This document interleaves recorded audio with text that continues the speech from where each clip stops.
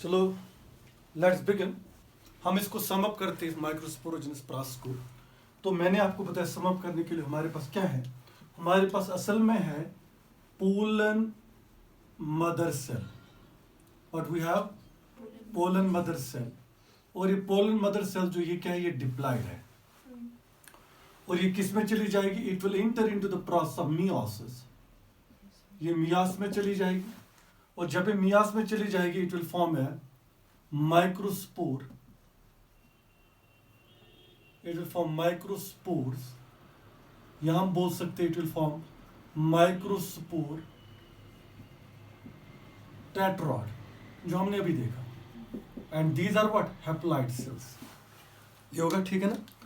अब अगर ये अपना नंबर बढ़ाना चाहेंगे, इफ दे विल इंक्रीज, अगर इंक्रीज नंबर करना हो तो किस में चली जाएंगे, माइटोसिस में। किसके लिए, इंक्रीज नंबर बढ़ाने के लिए।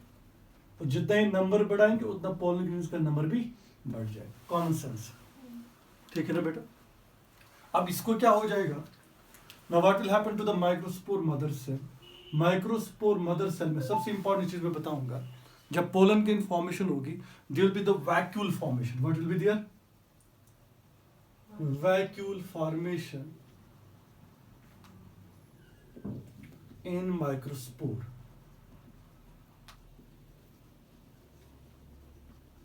ठीक है ना। और जब वैक्यूल फॉर्मेशन होगी उससे क्या होगा, when there will be vacuole formation, what will be there, there will be the asymmetric spindle fiber formation. Asymmetric spindle fiber formation, okay, and results unequal division हो जाएगा, ठीक है ना। अब जब अनइक्वल डिवीजन हो जाएगा तो दो सेल्स फॉर्म हो जाएंगे। लार्ज सेल जो होगी, large cell is known as vegetative cell. Large cell is known as vegetative cell.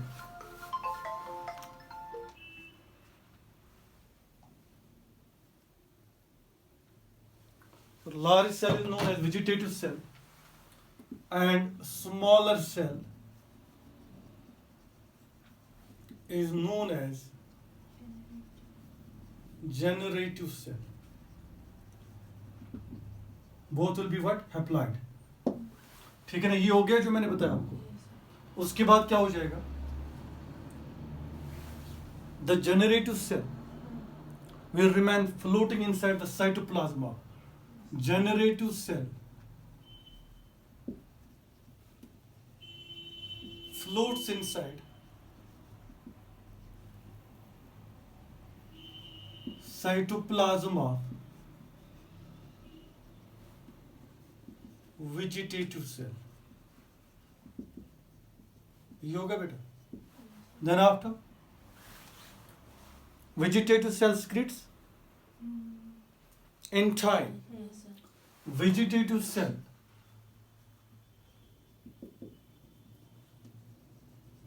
secretes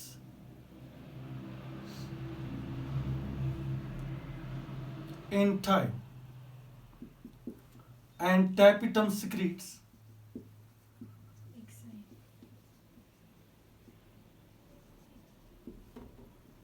exine, and which results formation of pollen grain formation. तो बन जाएगा क्या हमारे पास, पोलन ग्रीन। अब मैं इस चीज को दिखाऊंगा आपको डायग्रामिकली। आप समझ लो ये हमारे पास एक सेल थी, इसके अंदर आप समझ लो ये वाली जो स्पिंडल शेप्ड सेल है, ये समझ लो आपकी कौन सी सेल है, जनरेटिव सेल है। और ये समझ लो आप, ये हमारे पास कौन सी सेल का न्यूक्लियस है, वेजिटेटिव सेल का न्यूक्लियस, ठीक है बेटा। उसके बाद इसने जो स्किड की पहली लेयर जो मैं ब्लैक कलर से दिखाऊंगा आपको, ये वाली लेयर जो इसने सिक्रेट की, आप समझ लीजिए कौन सी है, ये होगी इंटाइन। और ये किसने सिक्रेट की, वेजिटेटिव सेल ने। उसके बाद हमारे पास लास्ट पे जो लेयर सिक्रेट हो जाएगी and which is secrete by the word tapetum, and that layer will be called as exine.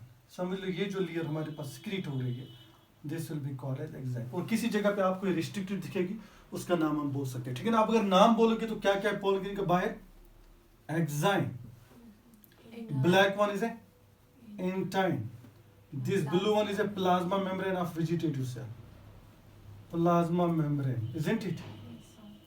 अब आगे चलो, ये कौन सी सेल होगी? ये होगी जनरेटिव, स्मॉल सेल है ना, ये जनरेटिव सेल होगी। और ये कौन सी सेल होगी, जल्दी से बताओ? ये होगी वेजिटेटिव सेल, वेजिटेटिव सेल। और ये कौन, ये क्या हो गया यहाँ पे? ये हो गया जर्म पोर, ये हो गया जर्म पोर, ठीक है बेटा। And this will be the structure of what? Pollen grain. ये पोलन ग्रेन का स्ट्रक्चर है। आप नोट करके एक पॉइंट लिख सकते हो यहाँ पे, नोट करके एक पॉइंट लिख सकते हो। Pollen grain is not known as a male gamete, it is actually a male gametophyte. So pollen grain is known as male gametophyte,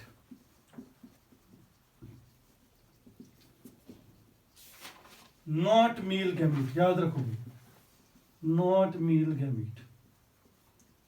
इसको आप मेल गैमेट नहीं बोल सकते, इसको आप क्या बोल सकते हो? Male gametophyte. ये पॉइंट हमने, ये सारी प्रोसेस जो हमने देखी वो यहाँ डायग्रामिकली इसको हमने देखा था। And that process called as a microsporogenous and pollen grain formation. Okay? अब आप डिफरेंस लिखो, difference between a vegetative and a generative cell. कभी ये चीजें भी पूछी जाती है एग्जाम पॉइंट ऑफ व्यू से, या कभी ऑब्जेक्टिव में कभी कभी भी आ जाती है, तो आप इसको हाईलाइट करके लिखो। मैं इसको रब करूँ आप? Yes, sir.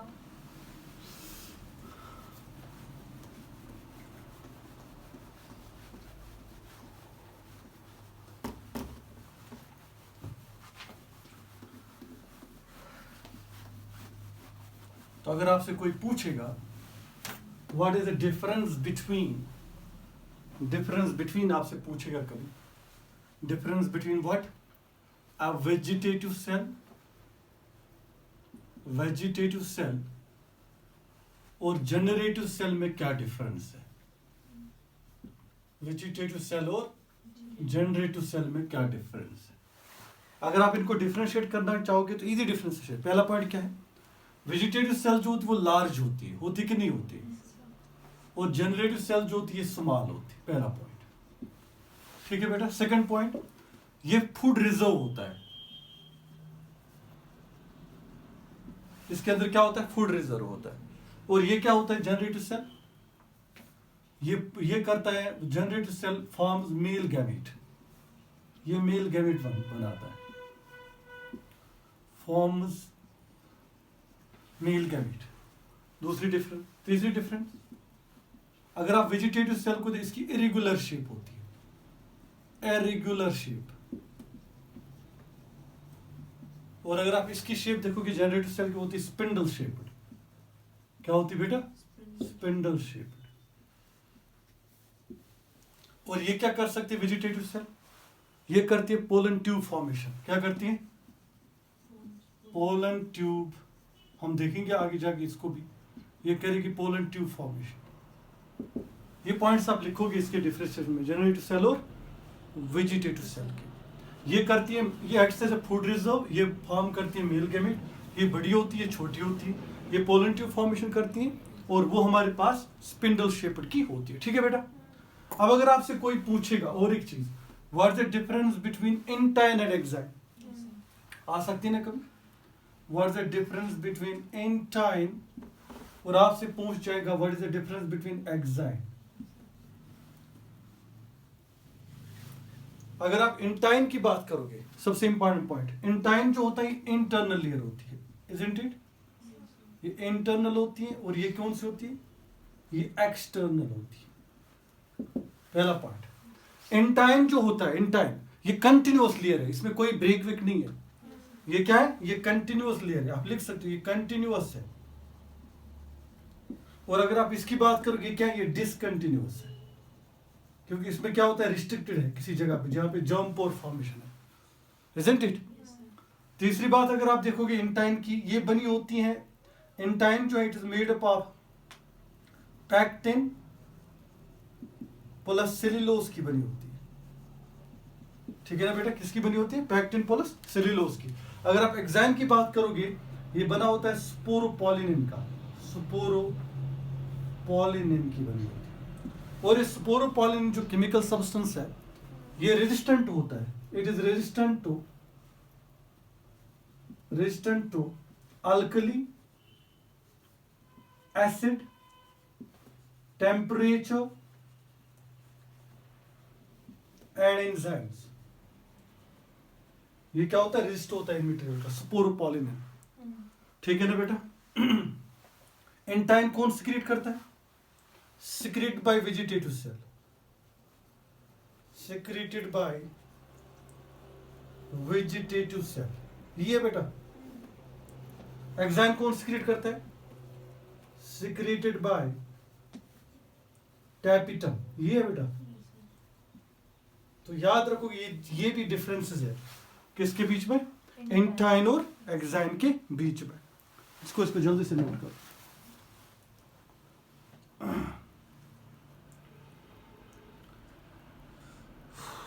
और एक चीज लिख सकते हो आप एंटाइन के बारे में। एंटाइन बनाता है पोलन ट्यूब। ये क्या बनाएगी बेटा? Pollen tube. यही बनाती है पोलन ट्यूब एंटाइन।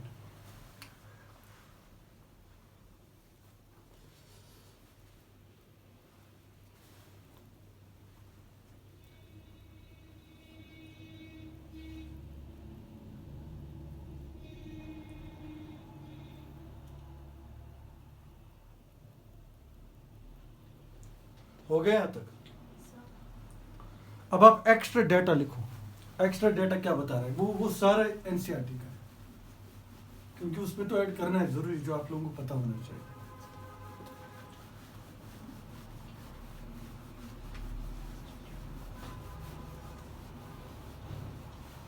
एक्स्ट्रा डेटा की बात करते हैं।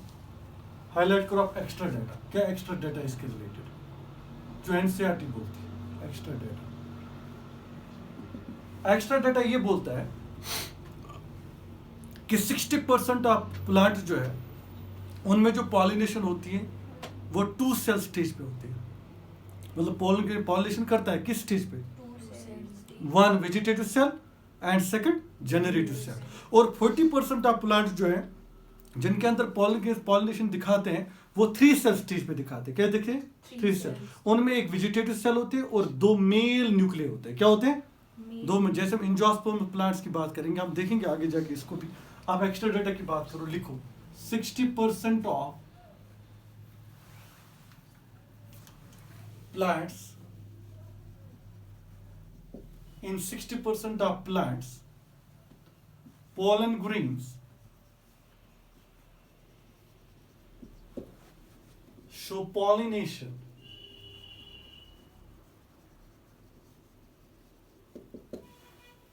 at 2 cell stage. That means वहां पे एक सेल होगी वेजिटेटिव और एक सेल होगी जनरेटिव। ये किन में होता है बेटा? 60%। तो अगर हम rest 40% of plants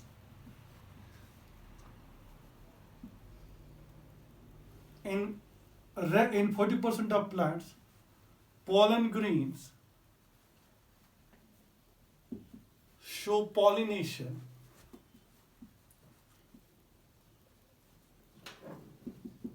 at 3 cell stage.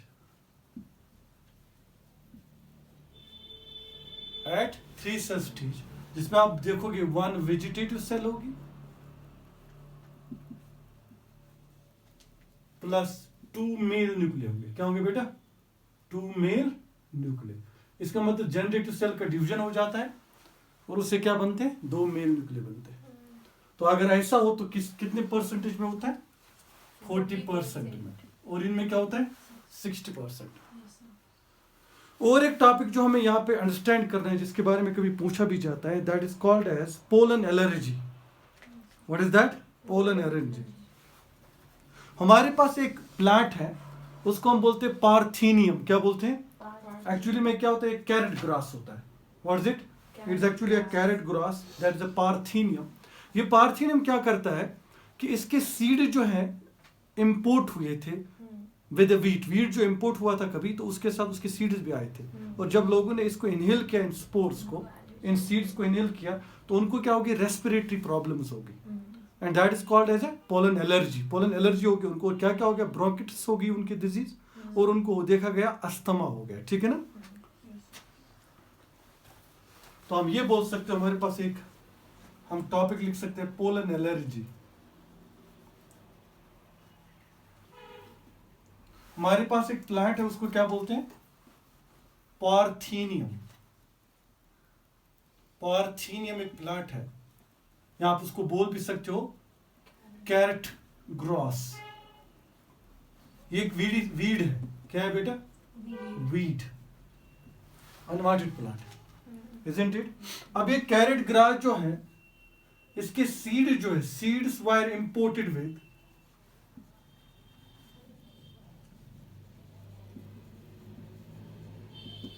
Wheat. इसके सीड जो है वो इंपोर्ट हुए थे, किसके साथ? वीट के साथ। उससे क्या हो गया था, उस सीड्स को इनहेल करने के बाद, inhaled and resulted pollen allergy. और काज क्या किया उन्होंने, काजिंग ब्रोंकिटिस, ब्रोंकिटिस एंड अस्थमा। क्या क्या काज किया उन्होंने, ब्रोंकिटिस एंड अस्थमा काज किया। इसको हम क्या बोलते हैं, पोलन एलर्जी। होती कि नहीं होती? यस, अभी भी हमारे पोलन वोल कभी होती है एयर के अंदर, अगर वो चले जाए तो एलर्जी हो जाती है, isn't it?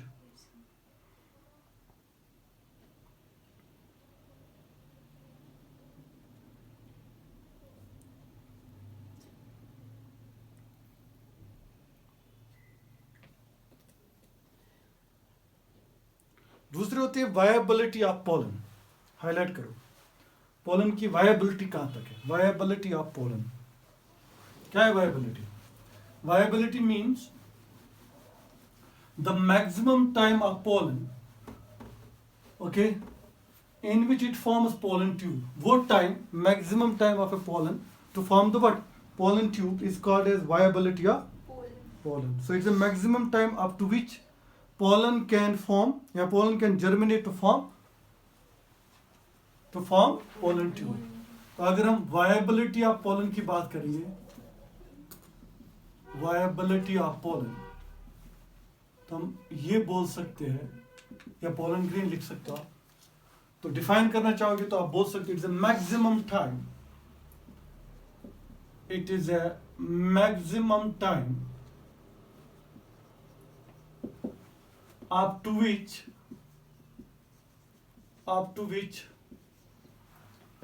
pollen can germinate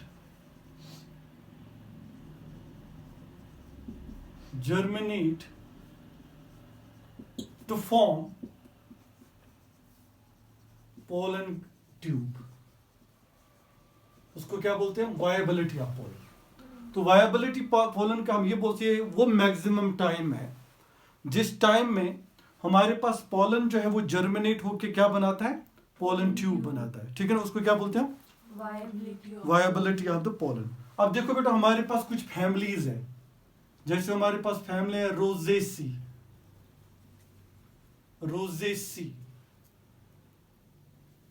हमारे पास एक फैमिली है रोजेसी. हमारे पास फैमिली है लिगुमिनेसी.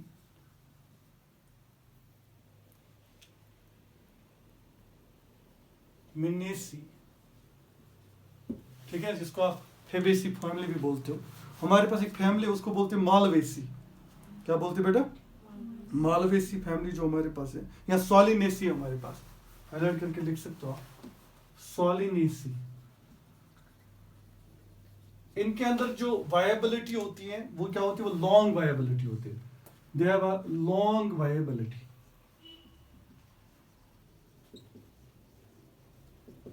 इनकी वायबिलिटी क्या होती है? बहुत ज्यादा होती है. लॉन्ग वायबिलिटी होती है. किनकी?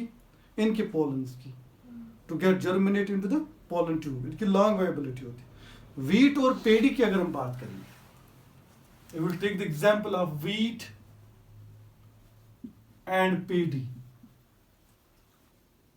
इनमें शॉर्ट वायबिलिटी होती है। क्या होती है बेटा? Short viability. दैट मीन्स ये कम टाइम में क्या करते हैं, पोलन ग्रेन जो है वो जर्मिनेट होके क्या बनाता है, पोलन ट्यूब फॉर्मेशन कर लेता है। ठीक है बेटा, तो ये थे कुछ एक्स्ट्रा पॉइंट्स